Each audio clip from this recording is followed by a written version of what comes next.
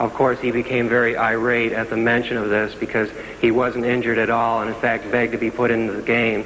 But by the time the second half rolled around, you weren't allowed free substitutions in those days. The score was out of reach, and the coach said, go take a shower.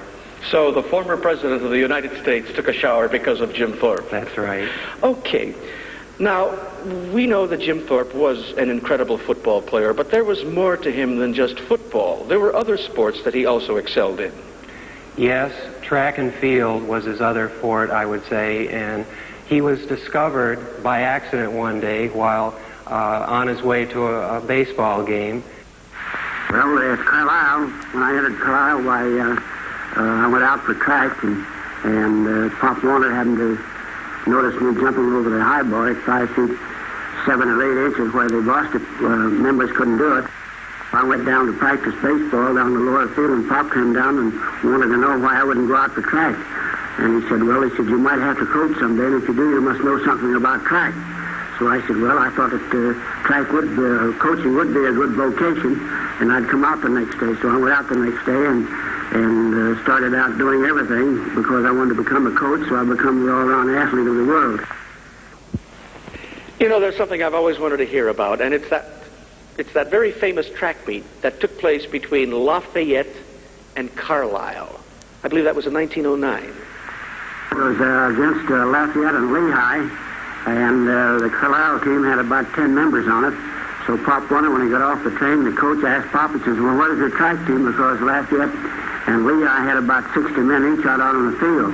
And Pop said, well, let's get over with the track meet. He said, I have to catch a train to get back home. So Carlisle won the meet. I won 7 out of the 8 or 9 and run second in the other 2. 1912 was a banner year for Jim Thorpe. That was the year that he went to Stockholm, Sweden, and took part in the Olympics. Tell us about that. Well, against the top competition from all over the world, Jim was able to win 2 gold medals, a feat never duplicated, winning the decathlon, 10 events, and winning the pentathlon, 5 events. I was awarded the Viking ship presented by the King of Sweden, and there was a bust of the King of Sweden presented by the Tsar of Russia. Well, being crowned the greatest athlete of the world by the King of Sweden, I think, is one of my great moments in my life. All right, that was 1912. But now let's go forward 1 year to 1913, the year when all of those medals were taken away from him. Why did that happen?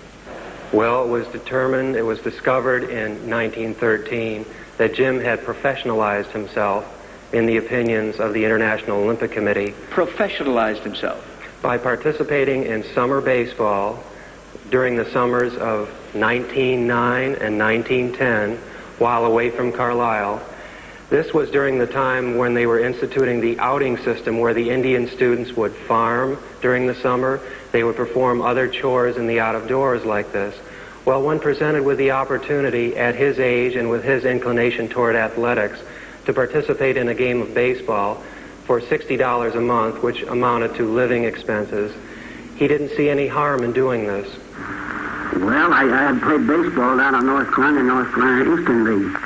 I received expense money on my vacation time, so I figured that I didn't play professional ball on account of the money that was in it, but I had money of my own. I didn't think I was doing anything wrong. Well, I think Tom Harmon and Burt Lancaster, who researched Jim's life for the movie, named Jim Thorpe All-American, said it best by referring to these people as dealing in shamateurism.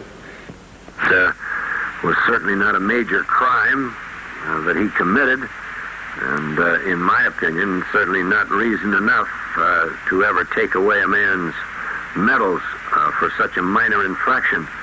Heavens knows today that by those same standards, every man in the United States who plays collegiate football or collegiate baseball or basketball is a professional. If you judge a man by taking $4 or $5 to play in a semi-pro baseball game and rule him a professional.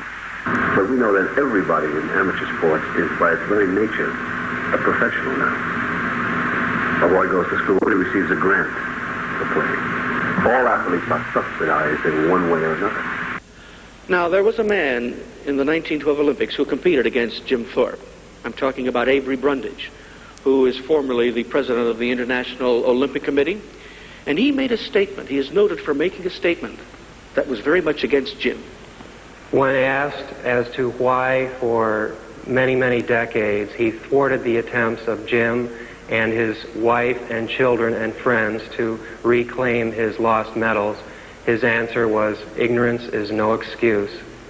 Jim Thorpe may not have realized that he was committing an infraction, but he committed it nonetheless, and therefore he's guilty according to the law. And he's been very, very firm about that and has never changed his opinion over the years. Do you think that they will ever give him his medals back? Yes, I do. It's unfortunate that he's passed away, but his children are still engaged in the return of these medals, and I believe that since Mr. Brundage has stepped down, since the AAU last year has reinstated Jim as an amateur, that I believe the next step is for the international body to restore his medals. I played baseball with the New York Giants and the Cincinnati Reds and Boston Braves in the National League. My batting average was around 320. His professional baseball career began in 1913, following the Olympic scandal when he was professionalized, and ended in 1919. In 1913, the team that he signed with was John McGraw's New York Giants, and Christy Mathewson's Cincinnati Reds were the 1919 squad, where he finished with a .327 batting average. Also during this period, beginning in 1915, corresponding with the birth of professional football, Jim was signed to play for the Canton Bulldogs and continued with this team and with others through 1925 when he was well into his 40s. Okay, Bob, in 1950, Jim Thorpe was given a magnificent award. Why don't you tell us all about that? Well, Eddie, this was probably the cap of a glorious career. He had been out of athletics for 3 decades at this time, had been engaged in Indian work and fighting for Indians' rights, speaking across the United States. And at this point in 1950, the Associated Press, by an overwhelming margin, voted him the greatest football player of the first half century. Following this up, the next couple of days brought another tremendous surprise, and this time they had a similar voting, only this time for the greatest all-around athlete, again for the first half of the century. And once more, needless to say, Jim Thorpe won first place. Now bear in mind, these are against names like Jack Dempsey, Babe Ruth, Ty Cobb, Red Grange, and in these polls he more than doubled that of his nearest competitor. You mean those other fellows weren't even close? Not even close. We've been talking about Jim Thorpe, the fantastic football player, the greatest athlete who ever lived, of his fierce competitiveness on the field. But now, let's talk about Jim Thorpe, the man. Jim Thorpe, the human being, the father. After talking with his daughters, I've come to really respect Jim Thorpe, the man. They always felt that even though he was their father, that they were in the presence of greatness. He never spoke a mean word. He never talked about someone else. And in the words of his daughter, how could he think badly about someone else? And I think the thing that is most lasting, the statement that is most lasting in terms of what he gave to his children was simply, always remember that you're a Thorpe. Jim Thorpe was a proud, gentle, tremendously competitive athlete and gentleman. To his family, he left a legacy of pride and accomplishment. And to the world, he left the many records of his astounding athletic achievements. You know, there may never be another athlete like Jim Thorpe. And whether or not his Olympic medals are ever returned to his heirs will certainly have no bearing on his greatness. He was just about the finest athlete the world has ever seen. And you know, besides that, he was a pretty terrific human being.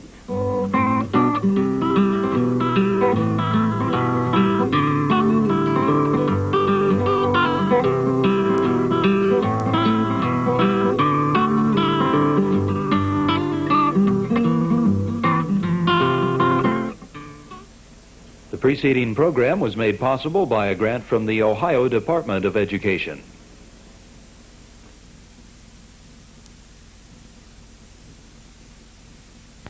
to help